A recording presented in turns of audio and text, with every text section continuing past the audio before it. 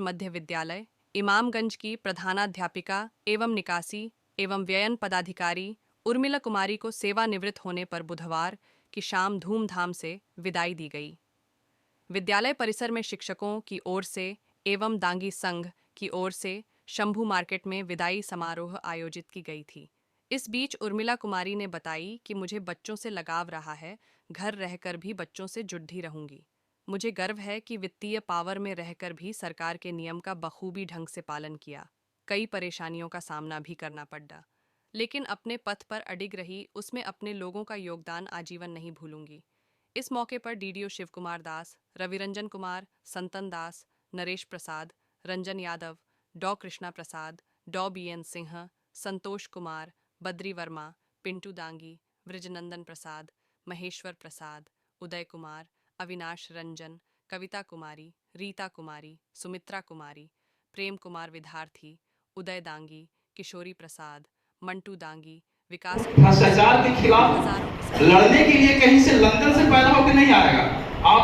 आप में से कुछ लोगों को आगे आना होगा और हम उस व्यवस्था का शिकार बनते जा रहे हैं और बनाते जा रहे हैं, व्यवस्था के अधीन हम होते जा रहे हैं। तो इन सब चीजों पर शिक्षकों को कम से कम ये नजर रखनी होगी। और हम अगर शिक्षक आदर्श बनने की कोशिश करते हैं, आदर्श विद्यालय की प्रधानाध्यापिका आज रिटायर की हैं और आदर्श विद्यालय की प्रधानाध्यापिका के डर से या फिर इनसे खौफ खाकर उनके शिक्षक सब फरार हैं।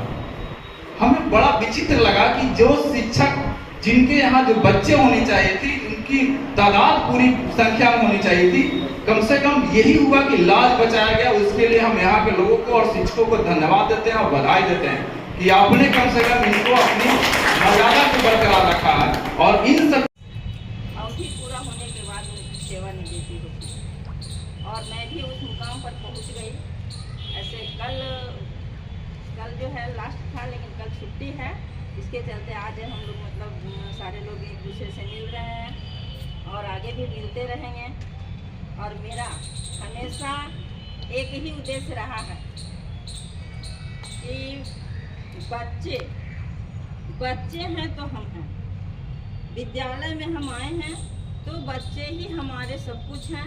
यदि भी पूरा हमारे समाज के लोगों ने मेरे लिए बहुत बड़ा सहयोग किया, इसका मैं आभारी हूँ। मैं इन्हें धन्यवाद देती हूँ। इसी तरह यदि कोई समाज में पिछड़ रहा हो या किसी के साथ अन्याय हो रहा हो तो आप सभी हाथ से हाथ जोड़कर, कंधे से कंधा मिलाकर उनका सहयोग करें और उनको जो लोग दबाना चाहते हैं, कुचलना चाहते हैं, उनको कुचलने नहीं दें, उनको खुद कुचल दें। और जहाँ तक की बात है, हम सब शिक्षक हैं तो हम अपने दायित्व को पूरा करें, ड्यूटी को निभाएं, हम भागे नहीं अपने कर्म से। यदि हम अपने कर्म को करते रहें तो किसी का मजाल नहीं है। लाख मुसीबत आए फिर भी वह टल कर चली जाती है और हम इस मुकाम पर पहुंचना चाहते हैं। उस मुकाम को हासिल करने में कामयाब होते हैं, उसमें परिवार की मदद हो, समाज की मदद हो, बुद्धिजीवियों का मदद हो, चाहे जैसे भी हो, या खुद का कर्म हो, हम सफलता हासिल करते हैं और अपने मुकाम को पाते हैं। मुझे जब से मैं नौकरी में आई, मुझे तो कभी अनुभव नहीं हुआ कि कठिनाई क्या होती, लेकिन जैसे ही मैं इमामगंज आई, डीडीओ का पद मिला, मैं नहीं जानती थी कि यहाँ जो है इस तरह का राजनीतिक झमेला है।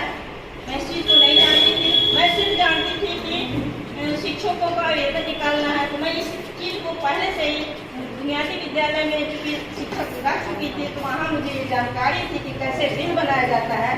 मैं सोची कि कोई दिक्कत नहीं होगी, मैं कर लूँगी।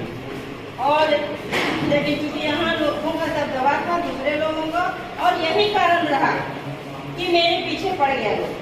मैं जब यहाँ ज्वाइन करने वाली थी, उसके पहले मुझसे एक सीनियर शिक्षिका थी जिनको ज्वाइन करना था, लेकिन उन्होंने बोला कि मुझसे नहीं होगा, मैं नहीं कर पाऊंगी। तो इसी क्रम में यही व्यक्ति जिनका मैं नाम लेना नहीं चाहूँगी, लेकिन उन्होंने कहा कि मैडम क्या आप आना चाहती हैं इमामगंज में? हमने नहीं, हमसे सीनियर है वो आएंगे और वो इस काम को करेंगी, मैं कैसे आऊँगी? तो उन्होंने कहा कुर्सियाँ पर बैठे से हो जाता है कि कुछ जानकारी रहते तब। उसी दिन हमको ये लगा कि एक चुनौती हमसे बर्दाश्त नहीं होगा, क्योंकि वो महिला के साथ आप कर रहे हैं, उनको ना कर करके मुझे आप इस चीज़ को सुना रहे हैं, मुझे बहुत दर्द हुआ। और मैंने सोचा कि चाहे जो हो, कांटों का ताज मैं पहनूंगी और जाऊंगी। और कांटों का ताज पहन करके मैं उस विद्यालय में गई और बहुत संघर्ष की। बहुत मेरे साथ लोगों ने क्या क्या जो भी उनको नहीं बोलना चाहिए बोले, लेकिन फिर भी मैं उसको दरकिनार करते हुए कार्यों को करते रहे। और हौसला को मेरे परिवार वालों ने बहुत आगे बढ़ाया, चाहे वो मेरे हस्बैंड हो, मेरे बच्चे हों, चाहे जो भी हो, मेरे भतीजे हों, मेरे भाई हों और मेरा समाज हो। मेरे हौसला को पस्त होने नहीं दिया, हमेशा मेरे हौसला को जारी किया। यही कारण है कि मैं अंतिम समय में मैंने सोचा था कि विद्यालय में अगर चली जाती हूँ तो सारे लोगों का मनोबल टूटेगा, और यही हुआ। और जब मैं आ गई तो मनोबल लोगों का टूटा। इसके कारण उस जो विद्यालय में शिक्षकों द्वारा सम्मानित किया जा रहा था, मेरे यहाँ के शिक्षक जो उस तरह के थे उसमें सम्मिलित होने से बचते रहे, किनारे हो गए। तो ये चीज़ दर्शाता है।